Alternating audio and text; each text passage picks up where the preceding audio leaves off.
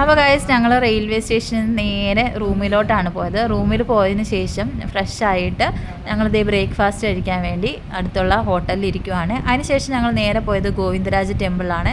നടന്നു പോകാനുള്ള ഡിസ്റ്റൻസേ ഉള്ളൂ കേട്ടോ റെയിൽവേ സ്റ്റേഷനിൽ നിന്ന്. അങ്ങനെ നമ്മൾ അമ്പലത്തിലോട്ട് പോവാണ് ഗൈസ്, വർത്താനമൊക്കെ പറഞ്ഞുകൊണ്ട്. അപ്പോൾ അമ്മാവനും അമ്മായിയും ഫ്രണ്ടിൽ നടക്കുന്നുണ്ട്. അമ്മായിക്ക് ചെറുതായിട്ട് കണ്ണിന് ചെറിയ പ്രശ്നമുള്ളതുകൊണ്ട് തന്നെ കൈ പിടിച്ചിട്ടാണ് നടക്കുന്നത്. അമ്മ അതിൻ്റെ പുറകിലായിട്ട് പോകുന്നുണ്ട്. പിന്നെ ഈ ശാന്ത ചേച്ചിയുണ്ട് കേട്ടോ. അങ്ങനെ ഞങ്ങൾ 4 പേരും, ഞങ്ങൾ 6 പേരും ആര്യക്കുട്ടനും കൂടെ 7 പേരുണ്ട് കേട്ടോ. അങ്ങനെ അമ്പലത്തിൻ്റെ വാതിക്കലെത്തി. അപ്പോൾ ഒരുപാട് കച്ചവടങ്ങളുണ്ട് കേട്ടോ അവിടെ. മാലയും വളയും അതുപോലെ തന്നെ മുല്ലപ്പൂവും എന്താ മറ്റേ റെഡ് കളർ ഒരു പൂവുണ്ടല്ലോ, ആ പൂവും കനകാമ്പരം, ആ പൂവും എല്ലാം വിൽക്കുന്ന ഒരുപാട് കടകളൊക്കെ ഉണ്ടായിരുന്നേ.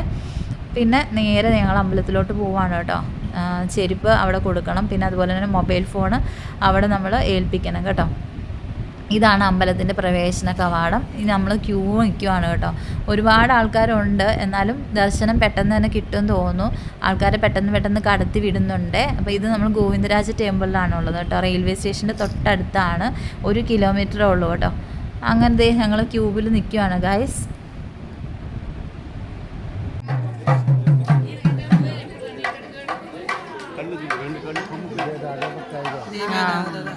തൊഴുതെല്ലാം കഴിഞ്ഞു. ആര്യക്കുട്ടിൻ്റെ ഉടുപ്പൊക്കെ നനച്ചല്ലേ എല്ലാവരും.